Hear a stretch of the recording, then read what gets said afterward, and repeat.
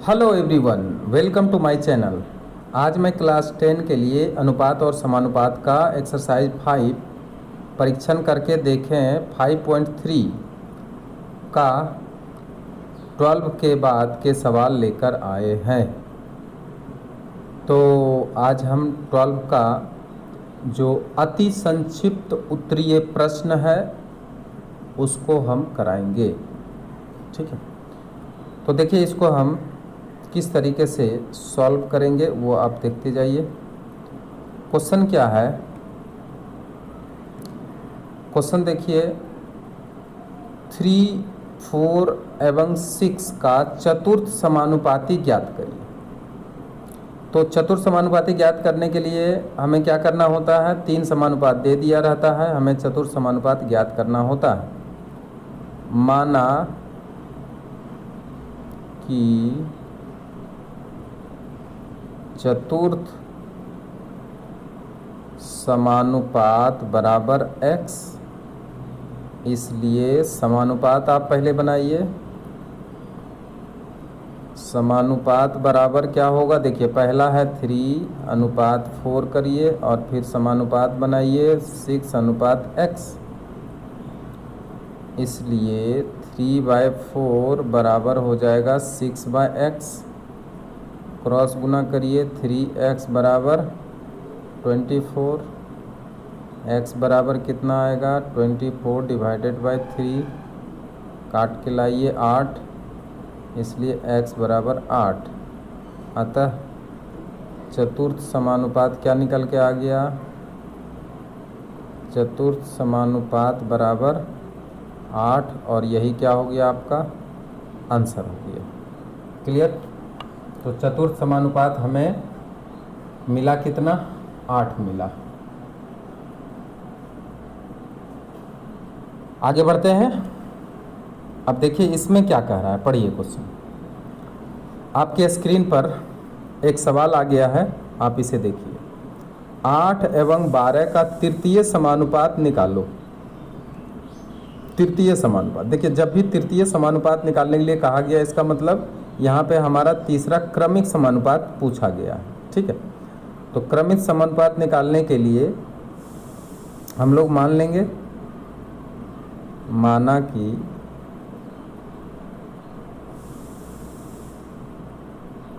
तृतीय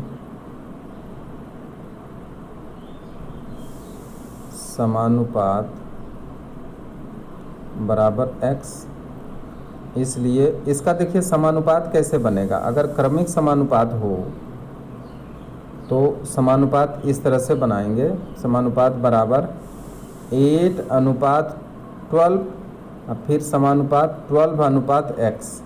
ठीक है, यानी 8 और 12 के बीच में जो अनुपात होता है वही अनुपात 12 और जो तीसरा समानुपात है उसके बीच के बराबर होता है। इसलिए इसको हम लिखेंगे 8 डिवाइडेड बाई 12 बराबर 12 divided by x। Cross multiply करिए 12 गुना 12, x बराबर 12 गुना 12 डिवाइडेड बाई 8 कर दीजिए। 4 से काटिए, 4 दूनी 8, 4 तिया 12, 4 से काट दिए, फिर 2 से काटेंगे तो 6 आएगा। x बराबर 18। तो 8 और 12 के बीच में जो अनुपात है वही अनुपात आपको मिलेगा 12 और 18 के बीच में। ठीक है, यानी इसका सही आंसर क्या हुआ? अतः तृतीय समानुपात बराबर 18, और ये हो गया आंसर। क्लियर?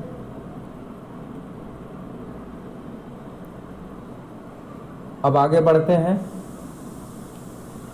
3 नंबर सवाल के तरफ।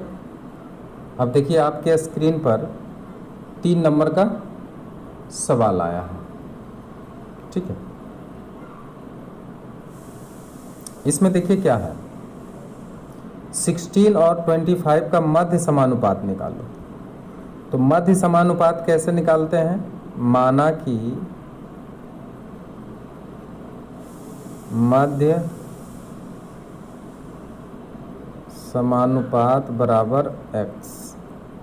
इसलिए अब देखिए मध्य समानुपात निकालने के लिए हम अनुपात कैसे बनाएंगे, 16 अनुपात x और फिर समानुपात x अनुपात 25, इस तरह से बनाया जाता है।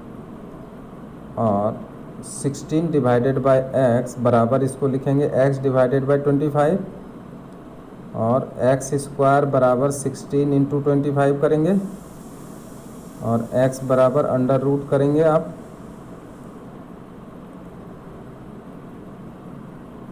अब आगे बढ़िए,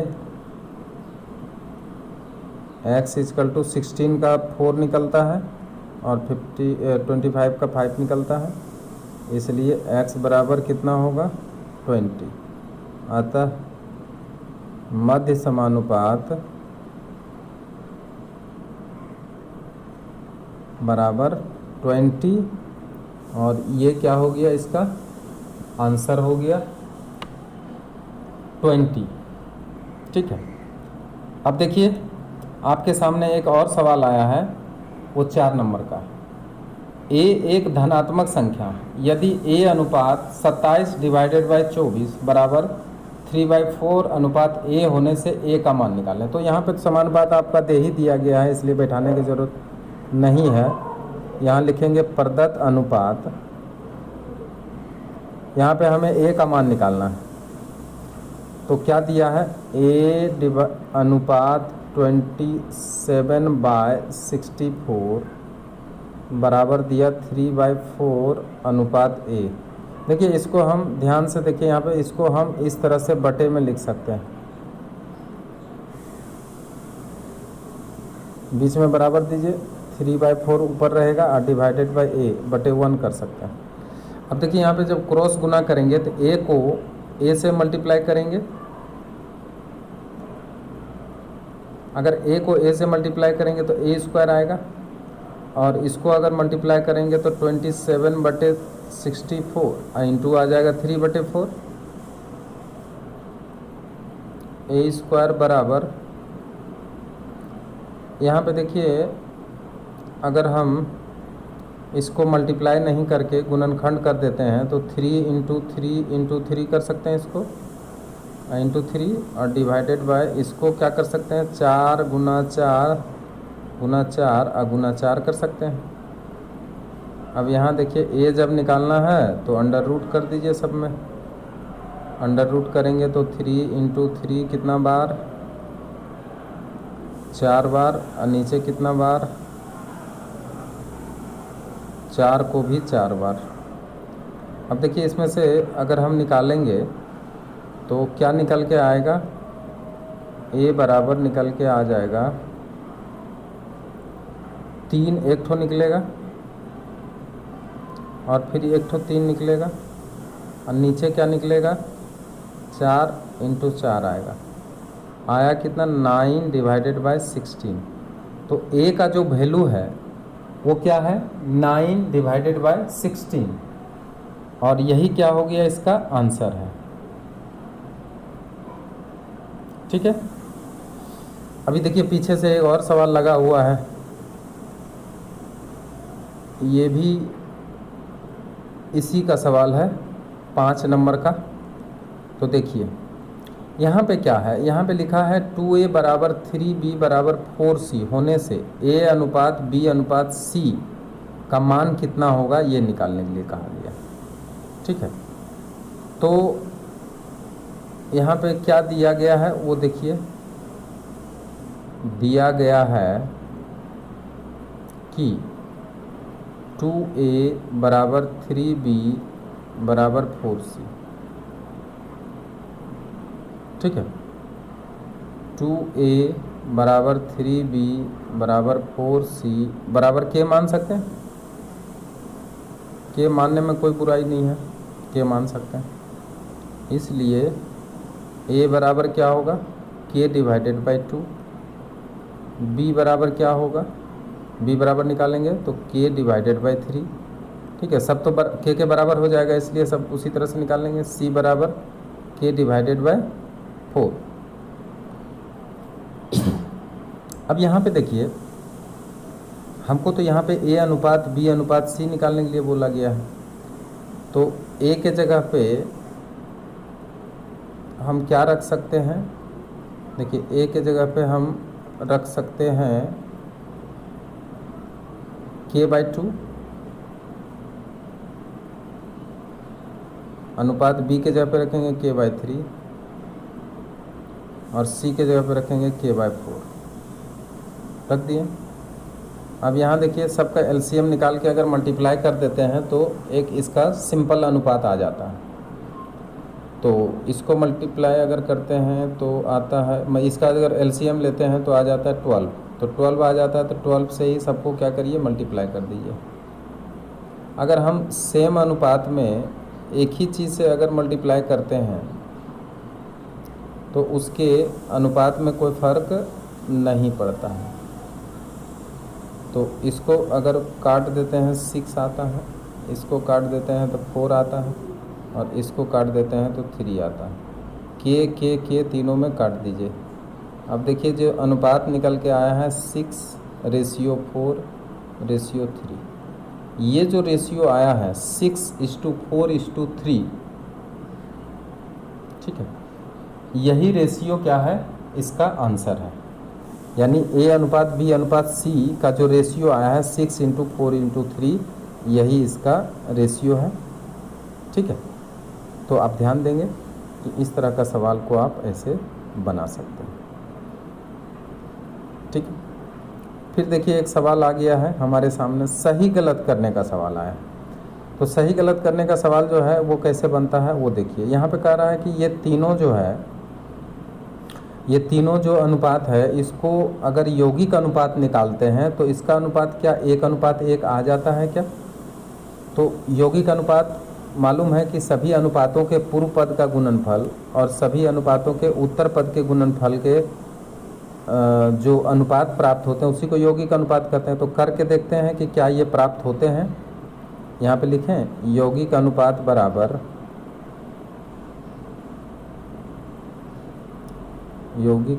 बराबर A B multiply BC multiply CA, ठीक है, और अनुपात C² A² B², ठीक है, ये होता है यौगिक अनुपात। अब यहाँ देखिए A² B B² C² और अनुपात ये भी अगर सजा के लिखें तो A² B² C²। अब देखिए दोनों में एक ही है ना, कट के कितना आया 1:1 आ गया। तो ये जो बोला है कि क्या ये यौगिक अनुपात है, तो हम लोग करके देखेंगे। बिना देखे हम कैसे बता सकते हैं कि ये यौगिक अनुपात 1:1 ही होगा। तो यहाँ पे देखिए 1:1 लिखा है और ये आ गया है 1:1, तो इसको हम क्या लिख सकते हैं, इसको लिख सकते हैं सत्य। तो बिना किए हम मंजिल में नहीं पहुँच पाएंगे, इसलिए यहाँ पे करके पहले देख लेना पड़ेगा। अब देखिए आगे देखिए क्वेश्चन आ गया फिर x³ y x² y² और xy³ क्रमिक समानुपाती है। देखिए क्रमिक समानुपाती कहने का मतलब पहला और दूसरा के बीच में जो अनुपात होगा वही दूसरा और तीसरा में आ जाएगा, तो समझ जाएंगे ये क्रमिक समानुपात है। तो सबसे पहले हम रेशियो निकालते हैं x³ y ratio x² y²। इस रेशियो को जो हम निकालते हैं तो क्या आता है x³ y और x² y²। इसको काट देते हैं, इसी तरह से काट देते हैं और इसको भी काट देते हैं। हमको निकल के यहाँ पे मिला x/y, यानी इसका रेशियो हमें मिला x:y मिला। तो क्या इन दोनों के बीच में भी वही अनुपात मिलता है? अगर मिल जाता है तो ये सही होगा। तथा अब देखिए x² y² रेशियो xy³ का रेशियो निकाल के देखिए, तो इसमें भी क्या वही चीज़ आता है? अगर सेम आता है तो समझ जाएंगे कि ये भी x काट देंगे, x आएगा, y² काटेंगे तो यहाँ पे y आ जाएगा। तो देखिए यहाँ भी आ गया x/y, यानी ये भी बराबर आ गया x अनुपात y, अर्थात ये क्या है, ये क्रमिक समानुपात सही में है। अतः ये क्रमिक समानुपात है और ये भी क्या हो जाएगा, सत्य।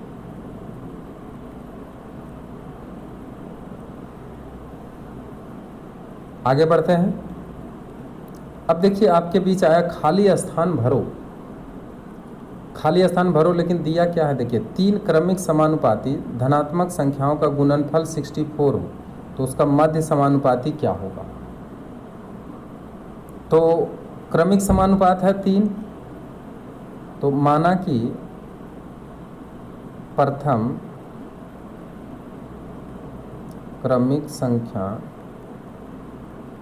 बराबर x, इसलिए दूसरा क्या हो जाएगा, दूसरा क्रमिक संख्या बराबर 2x हो जाएगा और तीसरा क्या हो जाएगा, तीसरा क्रमिक संख्या बराबर 4x हो जाएगा। ऐसा क्यों माने हैं, तो देखिए पहले तो देखिए x अनुपात 2x कितना होता है और वही आपका होना चाहिए 2x अनुपात 4x के बीच में। तो इसको काटते हैं तो आया 1 अनुपात 2, इसको अगर काटते हैं तो इसमें भी आ गया 1 अनुपात 2। इसका मतलब क्या है कि ये तीनों आपस में क्या है, क्रमिक समानुपात। अभी एक सवाल हल किए थे, उसमें क्या हुआ, पहला दूसरा के बीच में जो अनुपात है वही दूसरा तीसरा के बीच में आए तो ये तीनों आपस में क्या होता है, क्रमिक समानुपात होता है। तो उस हिसाब से अगर पहला x है तो दूसरा 2x होगा, तो तीसरा 4x होगा।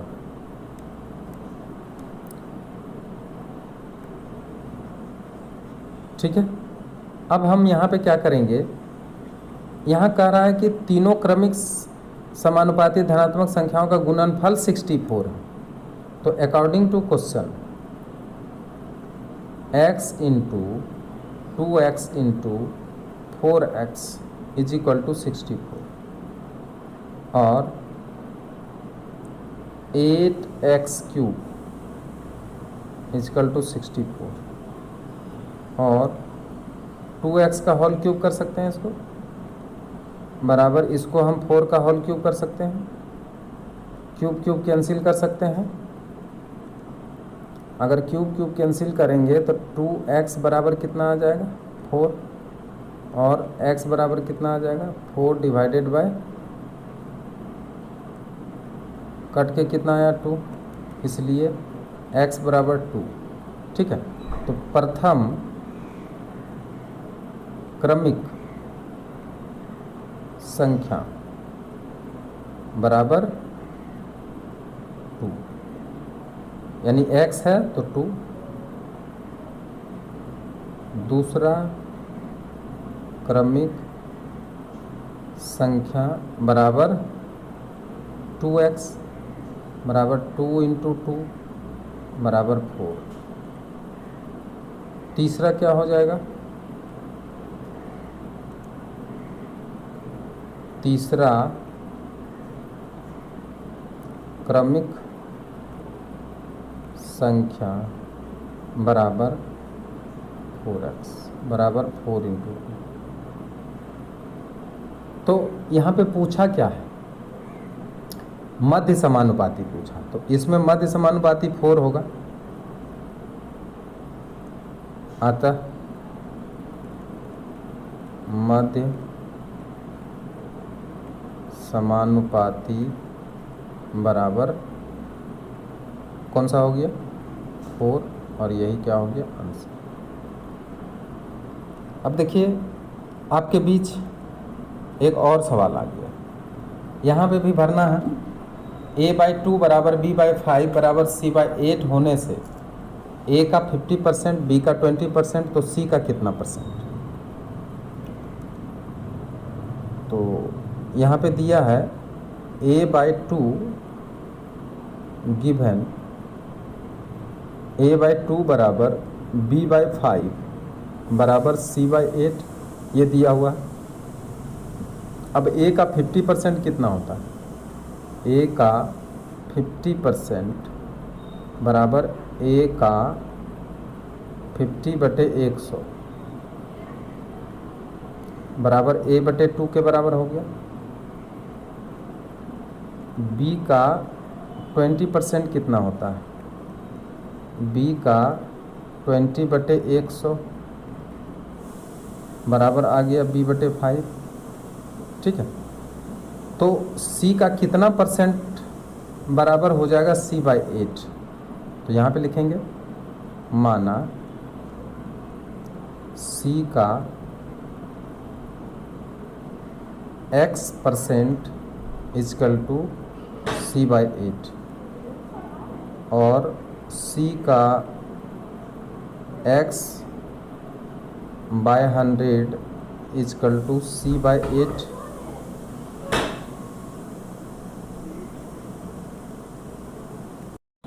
तो c का x/100 is equal to c/8। अब यहाँ देखिए जो परसेंटेज होगा वो परसेंटेज यहाँ हमें मिल जाएगा। तो इसके लिए हम क्या करेंगे, इसको थोड़ा कैलकुलेशन करते हैं। c काट देते हैं और यहाँ देखिए 4 से काटिए, 4 दूनी 8,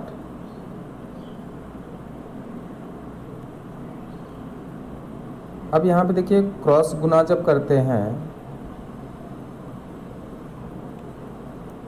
क्रॉस गुना जब करते हैं तो आता है x/25 इजकल टू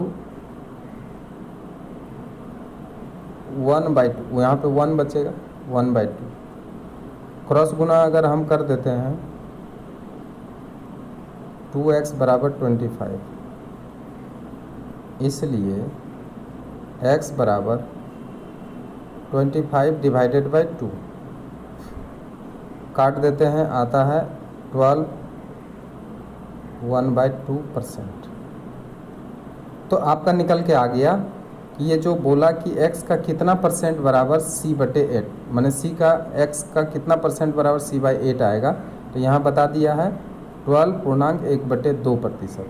तो इसलिए यहाँ पे जो भरने वाला जगह है, यहाँ पे जो भरने वाला जगह दिया है, यहाँ पे आपका आंसर कितना होगा 12.1/2%। ठीक है, तो इस तरह से बना करके हम सवाल को हल कर सकते हैं।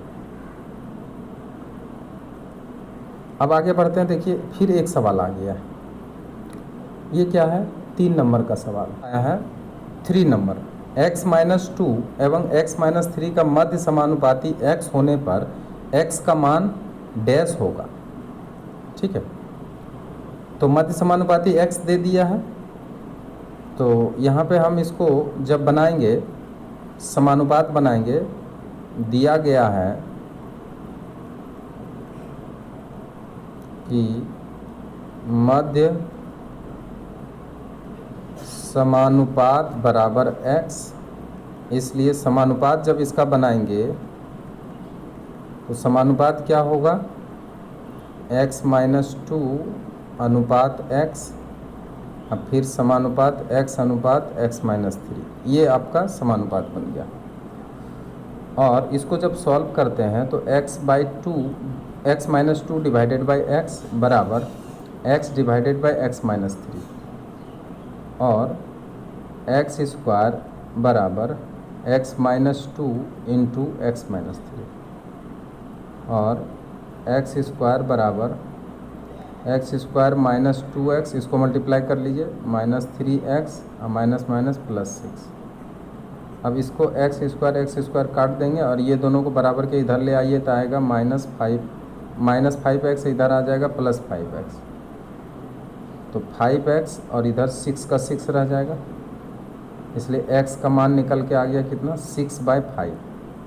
तो जो x का मान है यहाँ पे क्या आएगा, 6/5। तो यहाँ जो भरने के लिए कहा गया है, यहाँ पे क्या भराएगा, 6/5 भराएगा। ठीक है, तो ये इसका आंसर निकल करके आ गया। ठीक है, आज का वीडियो यहीं शेष होता है। Thank you very much.